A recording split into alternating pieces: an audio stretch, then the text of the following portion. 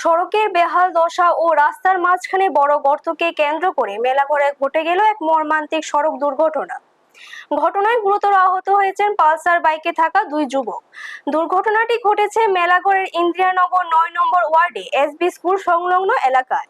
স্থানীয় সূত্রে জানা গেছে, কাঠালিয়া থলিবাড়ি এলাকায় দুই যুবক একটি পালসার মোটরসাইকেল নিয়ে মেলাঘরের দিকে আসছিলেন। এই সময় বিপরীত দিক থেকে আসা একটি দ্রুতগামী অটোরিকশা রাস্তার বড় গর্ত এড়াতে গিয়ে নিয়ন্ত্রণ হারিয়ে বাইকটির মুখোমুখি সংঘর্ষে জড়িয়ে পড়ে। সংঘর্ষের তীব্রতায় দুটি বাইক আরোহী রাস্তায় ছিটকে পড়ে গুরুতর আহত হন। স্থানীয় বাসিন্দারা দ্রুত মেলাঘর ফায়ার সার্ভিসে খবর দিলে কর্মীরা ঘটনাস্থলে পৌঁছে আহতদের উদ্ধার করে নিকটবর্তী হাসপাতালে ভর্তি করেন। প্রত্যক্ষদর্শীদের অভিযোগ, দুর্ঘটনার পর অটোরিকশা চালক ঘটনাস্থল থেকে পালিয়ে যায়।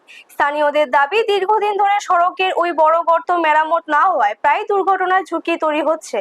দ্রুত রাস্তা সংস্কার না করলে ভবিষ্যতে আরো বড় ধরনের দুর্ঘটনা ঘটতে পারে বলে আশঙ্কা প্রকাশ করছে এলাকাবাসী।